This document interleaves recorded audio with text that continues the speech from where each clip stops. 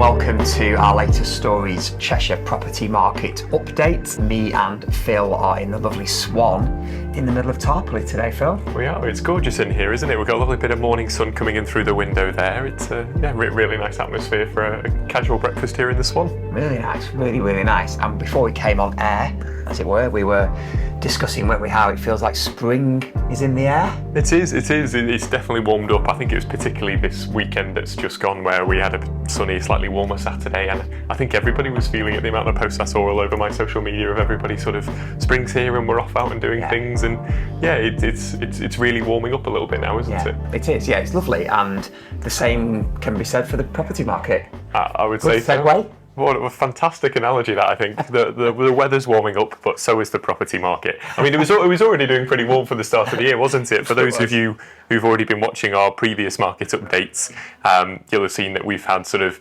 encouraging numbers for the start of 2025 and where everything seems to be leading to, which is great. But we've got some more recent sort of facts and figures about what's been going on with the market that we can discuss with you to keep you informed and see what's going on right now. So yeah, I mean, I think anecdotally in Stories, it's been a superb start to the year in terms of sales agreed. It has. We've been very busy, haven't we? We've been agreeing lots of sales, particularly in this last month. It feels like there's been lots of sales getting agreed to the point of actually our stock levels got a little bit lower because then we needed to start bringing some more on because we'd agreed so many sales, I would have said. Yeah, that's true. Yeah. We were saying it's sort of less than half available properties in terms of us as a company than we had about 6 months ago. So that's because the majority of them have sold, which is really good. We've taken a few properties on the market recently that have been on with other agents, and people have been told that the market's slow and there's not many buyers. And I think, well, that really isn't true. If the price and marketing are correct, Phil, there's buyers. That's right. You'll have heard us say this before, but it's getting that pricing right and the marketing right, which is something we pride ourselves on helping with. It means that sales can be happening because we're seeing that personally for ourselves, but even in the overall numbers that's showing. Yeah. I'm just going to jump to this fact and figure straight away because this is one that talks about sort of what's going on in terms of the busyness of the market. And at the moment, we've seen 13% more new sellers listing homes. Yeah, wow. We've got 8% more buyer inquiries and 15% more sales being agreed compared to this time last year.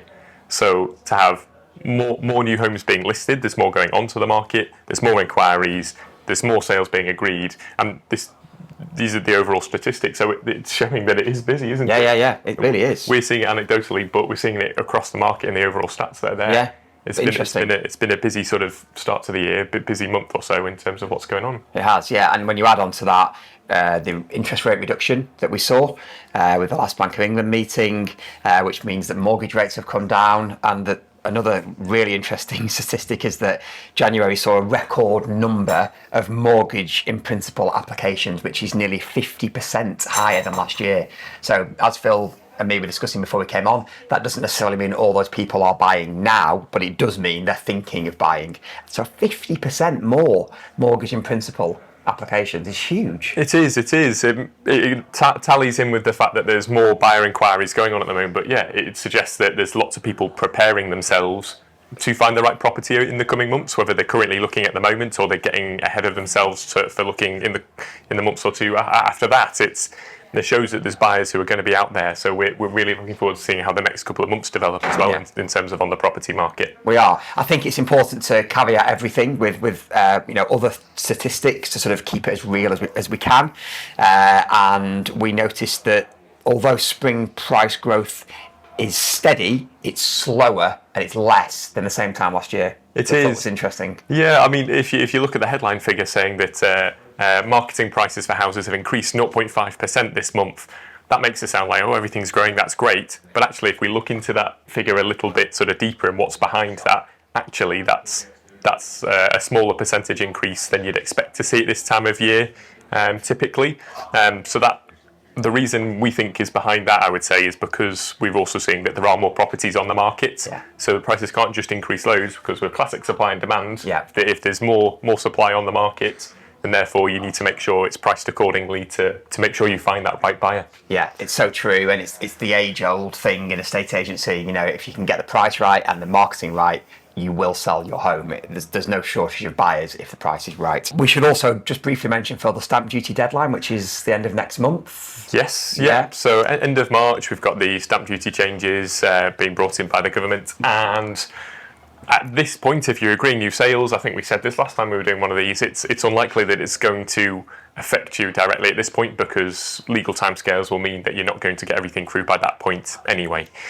What could be happening is, if you've got a sale already agreed, even if the stamp duty threshold isn't going to affect you yourself and what you're selling, what you're buying, it may affect other people in your chain as well. So I know a few that we're working on currently where people have got deadlines at the end of March that they want to complete by, to make sure that meeting these thresholds, even if it's not affecting our clients, it could be affecting their sellers or the buyers of the ones that they're moving to and from. So yeah, an important part to just be aware of that if you're already in the process of selling your house, I think. Yeah, we're getting a lot of people who are in our sort of pipeline of agreed sales. So the sales that we're trying to get from agreed to exchange of contracts that are cramming to try and get it through by the end of March. And another interesting stat is that there's currently 550,000 sales in process in England and Wales, which is obviously a large number, and that's 25% compared to the same time last year.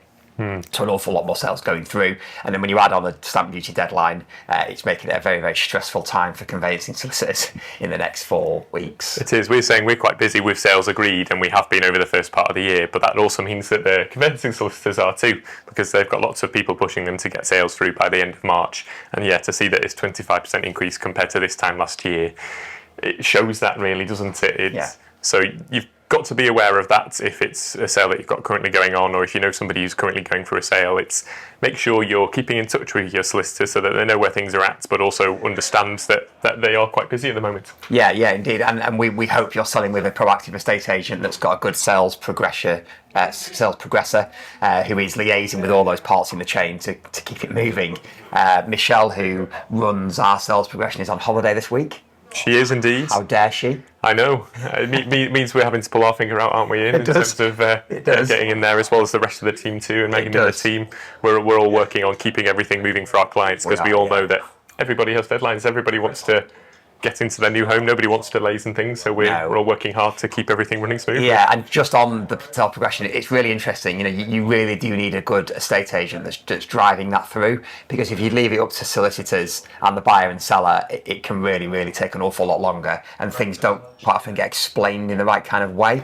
They're too black and white, and sometimes things need explaining in a certain way so that buyers and sellers understand, and it helps move the process forward.